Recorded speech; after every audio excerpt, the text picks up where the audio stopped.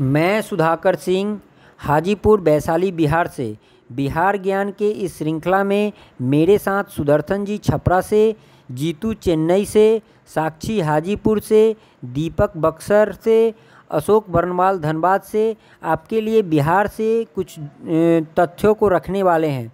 आप सभी ध्यानपूर्वक इस श्रृंखला को सुनेंगे और अंत में कुछ सवाल पूछे जाएंगे जिसका जवाब आपको कमेंट के माध्यम से देना है। इस सीरीज का जवाब अगली श्रृंखला में दे दिया जाएगा।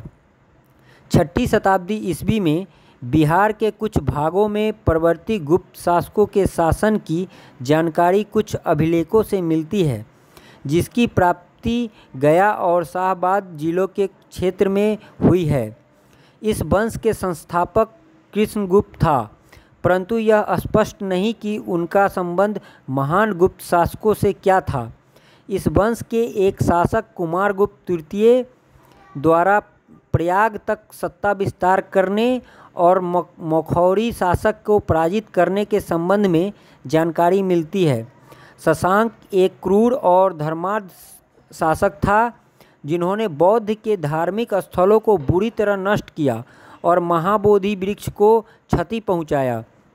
दामोदर गुप्त के पौत्र देवगुप्त ने शशांक से गठबंधन कर कन्नौज के मखौरी शासक ग्रहवर्मन के विरुद्ध कार्रवाई की। शशांक ने ग्रहवर्मन का वध भी किया। इसके प्रतिशोध में राज्यवर्धन ने देवगुप्त को पराजित किया और उसका वध किया। इस प्रकार गुप्त साम्राज्य का पतन से हर्ष के शासनकाल के पहले तक बिहार का इतिहास नितांत संघर्ष का साक्षी रहा। हर्षवर्धन ने उत्तरी भारत में साम्राज्य विस्तार किया तो बिहार के कुछ भाग उनके नियंत्रण में आए। हर्ष की मृत्युपरांत बिहार में पुनः अराजकता फैल गई। बिहार के किसी स्थानीय शासक अर्जुन ने चीनी यात्रियों को क्षति पहुंचाई। प्रतिशोध में तिब्बत और नेपाल के राजाओं ने संयुक्त रूप से बिहार के कुछ भागों में स्थापित हो गई। इसका अंत माधवगुप्त के पुत्र आदित्य सेन ने किया। उसने स्वतंत्र सत्ता ग्रहण की, राजसी उपाधियां धारण की और अश्वमेध यज्ञ का आयोजन किया। उसका राज्य मगध, उत्तर पूर्वी बिहार, मुंगेर तथा भागलपुर के क्षेत्र पर विस्तृत था। आगे की जानकारी सुदर्शन जी छपरा से देंगे। धन्यवाद। मैं सुदर्शन कुमार छपरा बिहार से बिहार सामान्य ज्ञान श्रृंखला में आपका स्वागत है। जैसे कि सुधाकर जी द्वारा बताया गया कि मगध के परवर्ती गुप्त शासक दामोदर पुत्र, पूर्वी कनौज, बंगाल इत्यादि। अब आगे की जानकारी विस्तार से सुनिए। पालकानिक बिहार। हर्ष के साम्राज्य के विघटन के बाद 8वीं शताब्दी के मध्य में पूर्वी भारत में पाल वंश का उदय हुआ। पाल वंश का संस्थापक गोपाल था। उन्होंने बिहार में बहुत ही शीघ्र गति से शासन विस्तृत कर लिया। धर्मपाल ने 18वीं शताब्दी के अंत में कनौज पर हमला किया। उसके पुत्र देवपाल ने भी विस्तारवादी की नीति अपनाई। देवपाल ने नेपाल तथा उड़ीसा के सागर तट पर अपनी सत्ता का विस्तार किया। देवपाल ने जावा के शासक बलपुत्र देव के अनुरोध पर नालंदा एक बिहार की देख रेख के लिए 5 गांव गोद ले लिए। उसके बाद देवपाल के मृत्यु के बाद पाल वंश का पतन शुरू हो गया। पाल शासक बौद्ध धर्मावलंबी थे। पाल वंश ने बौद्ध शैक्षणिक संस्था को प्रश्रय दिया। विक्रमशिला महाविहार की स्थापना धर्मपाल ने ही किया था। नालंदा महाविहार में शिक्षा प्राप्ति के लिए बौद्ध भिक्षु धर्म स्वामिनी तिब्बत से बिहार आए। देवपाल की अनुमति से नालंदा में बौद्ध मंदिर का निर्माण हुआ। उस मंदिर में देवपाल ने दान भी दिया। भगवान बुद्ध तथा हिंदू देवी देवताओं की सुंदर प्रतिमाएं जो काले पत्थर से बनाई गई। कांस्य प्रतिमाओं के निर्माण में पाल युग सर्वश्रेष्ठ रहा था। अब आगे की जानकारी आपको जीतू जी चेन्नई से देगी। धन्यवाद। मैं जीतू कुमारी तमिलनाडु चेन्नई से। अभी आपको सुदर्शन जी ने बताया पूर्व मध्यकालीन बिहार, हर्ष के साम्राज्य, पाल वंश इत्यादि के बारे में। आगे की सूचना मेरी तरफ से। 12वीं और 13वीं शताब्दी के मोड़ पर तुर्क आक्रमण के समय बिहार का क्षेत्र एक संगठित राजनीतिक इकाई नहीं था। उत्तरी बिहार का अधिकांश भाग उस समय मिथिला के कनौज राज के अधीन था। बिहार में तुर्क सत्ता की स्थापना का वास्तविक श्रेय बख्तियार खिलजी को जाता है। वह बनारस और अवध क्षेत्र के सेनापति मलिक हुसामुद्दीन का सहायक था। उस समय सेन वंश का शासक लक्ष्मण सेन तथा पाल वंश का शासक इंद्रपाल था। बख्तियार की पहली महत्वपूर्ण सफलता ओदंत, जो अभी बिहार शरीफ है, उस पर विजय प्राप्त की, जो 1198 ईस्वी में संपन्न हुई। उसके बाद उसने 1203 से 1204 में नदिया, जो बंगाल है, उस पर चढ़ाई की, जो लक्ष्मण सेन की राजधानी थी। बिहार का क्षेत्र दिल्ली और बंगाल के सुल्तानों के बीच का अखाड़ा बना रहा। इल्तुतमिश, बलबन, गियासुद्दीन, तुगलक, फिरोज शाह और सिकंदर लोदी के अभियान इसी क्षेत्र में हुए। इल्तुतमिश बिहार में सैनिक अभियान करने वाला पहला सुल्तान था। इल्तुतमिश ने 1225 के लगभग बंगाल के शासक हिसामुद्दीन इवज को पराजित कर बिहार पर अधिकार कर लिया। 1324 में गियासुद्दीन तुगलक ने बंगाल अभियान से वापसी पर उत्तर बिहार के कनौज वंशीय शासक हरि सिंह देव को पराजित किया। मुहम्मद बिन तुगलक के समय में बिहार के मक्ता अब्दुल मुल्क ने भी हरि सिंह देव के विरुद्ध अभियान करके उसे पहाड़ियों में शरण लेने पर बाध्य कर दिया था। तिरहुत का क्षेत्र तुगलक साम्राज्य में मिला लिया और उसे तुगलकपुर का नाम दिया गया। इसी सुल्तान ने दरभंगा में एक दुर्ग और जमा मस्जिद का भी निर्माण कराया। आगे की जानकारी दीपक जी देंगे। धन्यवाद। जय हिंद। मैं दीपक कुमार, बक्सर, बिहार से। बिहार ज्ञान श्रृंखला में जैसा कि जीतू जी ने बताया कि हरि सिंह देव के विरुद्ध अभियान, तिरहुत क्षेत्र, तुगलक साम्राज्य, दरभंगा जामा मस्जिद का निर्माण।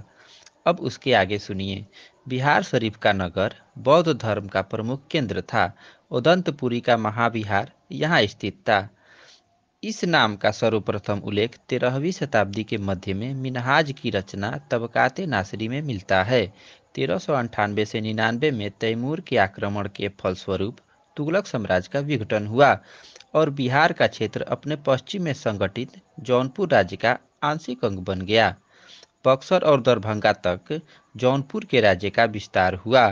सिकंदर लोदी के बिहार शरीफ अभिलेख से ज्ञात होता है कि 1495 से 1496 में हुसैन शाह सर्की को पराजित कर उसने दरिया खां नुहानी को बिहार में प्रशासन नियुक्त किया। 1523 में दरिया खां नुहानी की मृत्यु हो गई। 1526 में पानीपत की लड़ाई में लोदी शासक इब्राहिम लोदी के हार के बाद बिहार में सुल्तान मुहम्मद शाह नुहानी स्वतंत्र सत्ता ग्रहण कर ली, जो दरिया खां नुहानी का पुत्र था और उसका निजी नाम बहार खां था। इसके आगे की जानकारी अशोक जी बर्नवाल, जो धनबाद से हैं, वो देंगे। धन्यवाद। मुहम्मद लोधी को विस्थापित कर बाबर ने मुहम्मद शाह के पुत्र जलाल खान को बिहार का प्रशासक नियुक्त किया। बाबर की मृत्यु और हुमायूं की आरंभिक कठिनाइयों का लाभ उठाकर पूर्वी भारत के अफगानों ने फिर एक बार मुगलों के विरुद्ध संघर्ष आरंभ किया। हुमायूं ने 1532 में दौरा की लड़ाई में अफगानों को पराजित किया। इसी के साथ बिहार में नुहानियों की सत्ता का अंत हो गया। बिहार में नुहानी शक्ति के पतन से अफगानों के बीच एक नए नेता का उदय होने का मार्ग प्रशस्त हुआ। वह फरीद खां अथवा शेर शाह सूरी था। शेर शाह का जन्म संभवतः 1486 में हुआ था। उसका पिता हसन खां सूर सहस्राम का जागीरदार था। वह युवक के रूप में शेर शाह ने सहस्राम की जागीर का प्रशासन संभाला और लगान प्रबंध को सुगठित रूप दिया।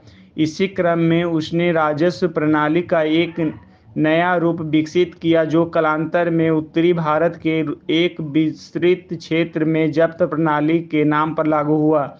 इस प्रबंध की विशेषता यह थी कि इसमें भूमि की माप के आधार पर लगान निर्धारित किया जाता था। शेर शाह ने इसी क्षेत्र में अपनी राजनीतिक स्थिति की सुदृढ़ करने के उपाय किए। उसने हुमायूं के विरुद्ध संघर्ष के पहले बिहार के अल्पायुष नूहनी शासक जलाल खां के दरबार में अपनी सत्ता सुदृढ़ की। इस क्रम में उसने नूहानी सरदारों के विरोध का भी सामना करना पड़ा जिन्हें बंगाल के शासक की सहायता प्राप्त थी। 1536 में सूरजगढ़ा की लड़ाई में शेर शाह ने बंगाल की सेना को पराजित कर पूर्वी भारत में अपनी स्थिति सर्वोपरि बना ली।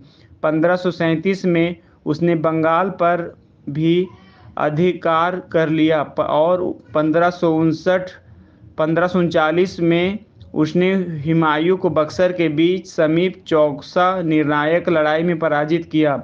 मुगल सत्ता का अब नाम मात्र ही रह गया। अगले वर्ष 1540 में शेर शाह ने बिलग्राम अथवा कन्नौज के युद्ध में हुमायूं को पुनः पराजित करके अपने आप को दिल्ली का सुल्तान घोषित कर लिया। हुमायूं ईरान ने शरणार्थी हुआ। इस प्रकार बिहार के क्षेत्र ने फिर एक बार भारतीय उपमहाद्वीप के इतिहास में निर्णायक भूमिका निभाई। मुगल सत्ता के विरुद्ध अफगानों के सफल प्रतिरोध का यह प्रमुख केंद्र था।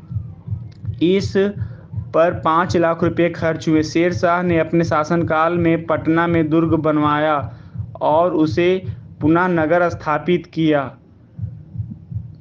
मैं साक्षी कुमारी, मैं हाजीपुर से हूँ। आज के सीरीज़ से कुछ क्वेश्चन है जिनका जवाब कमेंट के माध्यम से देना है और इस जवाब के कल के सीरीज़ में मैं दूंगी। पहला क्वेश्चन है, गुप्त वंश की पहली नींव किसने रखी? दूसरा, गुप्त वंश की पहली जानकारी कहाँ मिली? तीसरा क्वेश्चन, बिहार पर आक्रमण कहाँ और के राजाओं ने किया? चौथा, गुप्त वंश का पतन किसने किया? पांचवा, पाल वंश का शासक कौन था? छठा, वह कौन सा पाल शासक था जो अपनी राजधानी को पाटलिपुत्र से मुंगेर के गया? सातवां, किस शासक ने नालंदा महाविहार को 200 ग्राम दान में दिया? आठवां, अदंतपुरी विश्वविद्यालय की स्थापना किसने की? नौवां, दरिया खां किसके पुत्र थे? 10वां, शेरशाह का जन्म कब हुआ और इनके पिता का नाम क्या था? 11वां, शेरशाह सूरी का दूसरा नाम क्या था? 12वां, बिहार की राजधानी किनके शासनकाल में बना और कब? 13वां, सूरी वंश के अंतिम राजा कौन थे? 14वां, शेरशाह का मकबरा किसने बनवाया? 15वां, शेरशाह सूरी किसके सैनिक थे?